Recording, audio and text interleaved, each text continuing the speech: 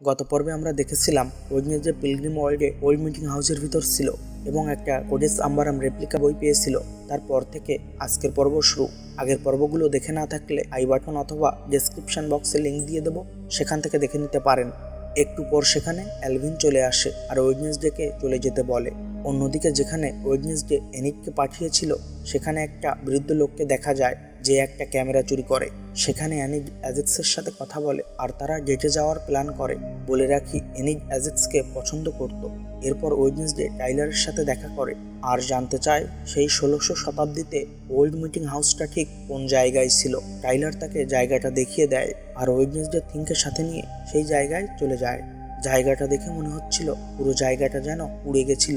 হঠাৎ করে পিছন থেকে সেই বৃদ্ধ লোকটা চলে আসে যে ওই দোকানটা থেকে ক্যামেরা চুরি করেছিল।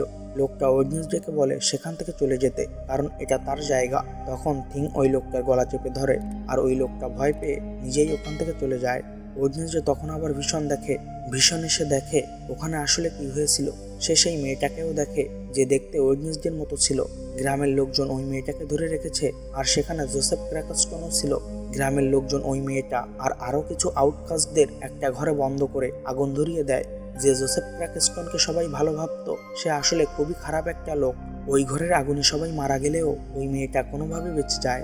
এরপরই ওয়েডনেসডে চোখ খোলে আর তখনই সেখানে সেই জন্তুটা চলে আসে আর পালিয়ে যায়। ওয়েডনেসডে ওই জন্তুটার পিছু নেয়। পিছু করার সময় তার সাথে জেভিয়ারের দেখা হয়। জেভিয়ার জানায় যে বেশ কিছুদিন ধরে সে রনকে অনেক মেসেজ পাঠিয়েছিল, কিন্তু রন সেগুলোর জবাব দেয়নি। আর লাস্টে যে জবাব দিয়েছে সেটা খুবই অদ্ভুত ছিল।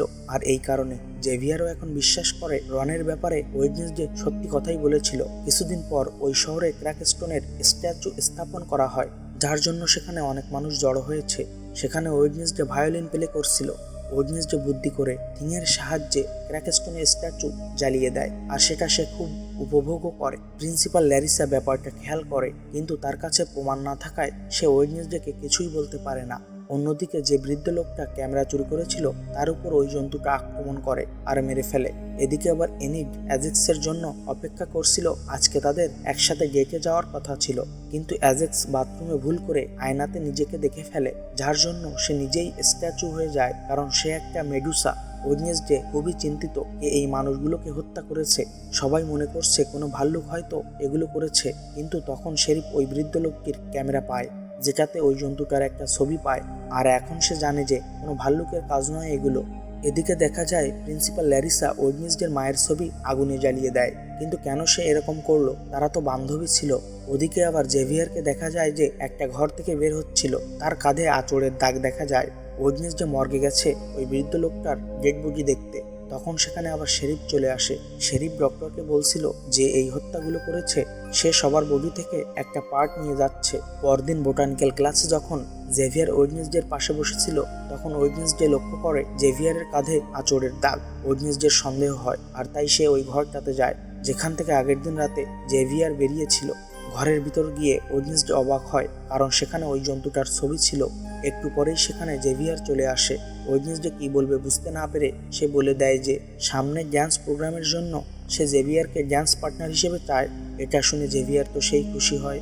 ওয়েডনেসডে শেরিফের কাছে ওখান থেকে আনা একটা ছবি দেখায় আর বলে যে সে একটা ছেলেকে সন্দেহ করে যে হয়তো এই খুনগুলো করেছে। শেরিফ ওই ক্যামেরা থেকে যে ছবিটা পেয়েছিল সেটার সাথে ওয়েডনেসডে আনা ছবিটা মিলে যায়, কিন্তু তারপরও শেরিফ বলে আরও ভালো কোনো প্রমাণ আনতে। ওখান থেকে আসার সময় ওয়েডনেসডের সাথে টাইলারের দেখা হয়। টাইলার সেই ডান্স প্রোগ্রামের ব্যাপারে ওয়েডনেসডের কাছে জানতে চাইলে ওয়েডনেসডে বলে সে জেভিয়ারকে পার্টনার হিসেবে চুজ করেছে, যেটা শুনে টাইলার মনে মনে কষ্ট পায়। মানে সে মনে হয় ওয়েডনেসডেকে পছন্দ করে। ওয়েডনেসডে ইউজিনকে ওই জন্তুটার ছবিগুলো দেখায়। একটা ছবি এমন ছিল যে মনে হচ্ছিল ওই জন্তুটা কোনো একটা গুহা থেকে বের হচ্ছে। ইউজিন বলে সে হয়তো এই গুহাটা কোথাও দেখেছে। তারা সেই গুহাতে আসে। গুহার মধ্যে অনেক কঙ্কাল ছিল আর শেকলও ছিল, যেটা দিয়ে হয়তো ওই জন্তুটাকে বেঁধে রাখা হয়েছিল। সেখানে ওয়েডনেসডে ওই জন্তুটার নখ পায়। ডিএনএ টেস্ট করার জন্য ওটা নিয়ে আসে আর জেভিয়ারের ওই ঘরটাতে যায় জেভিয়ারের কোনো জিনিস আনতে, যেটা দিয়ে ডিএনএ ম্যাচ করে দেখবে। তখন জেভিয়ার চলে আসে আর এবার ওয়েডনেসডে জেভিয়ারকে সব কিছু বলে, কিন্তু জেভিয়ার বলে এই জন্তুটা বেশ কিছুদিন ধরে তার স্বপ্নে আসছিল, তাই সে এই ছবিগুলো এঁকেছে আর এটাই জেভিয়ারের কাঁধে আঁচড় দিয়েছে। এই বলে জেভিয়ার ওয়েডনেসডেকে সেখান থেকে চলে যেতে বলে। ওয়েডনেসডে ওই জন্তুটার নখ আর জেভিয়ারের ইউজ করা একটা কাপড় এনে শেরিফকে দেয়। দুটি জিনিসের ডিএনএ ম্যাচ করতে বলে। আর স্কুলে এসে ইউজিনকে বলে তারা আজকে রাতে ওই গুহাতে আবার যাবে। এদিকে থিঙ্ক করেছে কি, সে নিজে নিজে একটা ইনভাইটেশন লেটার পাঠিয়েছে টাইলারকে। এই লিখে যে ডান্স প্রোগ্রামে সে টাইলারের সাথে ডান্স করবে। সেই জন্য টাইলার একেবারে রেডি হয়ে চলে আসে। টাইলারের লেটারটা দেখে ওয়েডনেসডে বুঝতে পারে এটা থিংয়ের কাজ, তবে সে টাইলারকে কিছু বলে না আর তারা দুজনেই প্রোগ্রামে যায়। প্রোগ্রামে তাদের একসাথে দেখে জেভিয়ার একটু রাগ করে, কারণ ওয়েডনেসডে নিজেই জেভিয়ারকে পার্টনারের কথা বলেছিল আর এখন অন্য একজনকে সাথে নিয়ে এসেছে। ওদিকে আবার এনিড অ্যাজেক্সকে জেলাস ফিল করানোর জন্য অন্য একটা ছেলের সাথে ডান্স করতে রাজি হয়, কারণ আগের ডেটে অ্যাজেক্সের আসার কথা ছিল কিন্তু সে আসেনি। আসলে সেদিন অ্যাজেক্স তো স্ট্যাচু হয়ে গিয়েছিল, কিন্তু সেটা তো আর এনিড জানে না। ওদিকে আবার ইউজিন ওই গুহার কাছে একা একাই চলে গেছে, যদিও ওয়েডনেসডে তাকে একা যেতে না করেছিল। কিছুক্ষণ পর ইউজিন সেখানে কাউকে দেখতে পায় যে ওই গুহায় আগুন লাগিয়ে সেখান থেকে পালিয়ে যায়। ডান্স প্রোগ্রামে এনিক যে ছেলেটার সাথে ডান্স করতে চেয়েছিল সেই ছেলেটা আবার করেছে কি, তার ফ্রেন্ডদের এখানে আসতে বলেছে। তার ফ্রেন্ডরা একটা ট্যাঙ্কার নিয়ে সেখানে আসে। এদিকে ডান্স শুরু হয়ে যায়। এখানে ওয়েডনেসডে খুব অদ্ভুত একটা ডান্স পারফর্ম করে। এখানে বলে দেই এই ডান্সটা কিন্তু খুব ভাইরাল হয়েছে। তখন সেখানে ফায়ার অ্যালার্ম বেজে ওঠে আর ট্যাঙ্কারে যে রং এনেছিল সেগুলো ওই ডান্স প্রোগ্রামে স্প্রে হতে থাকে।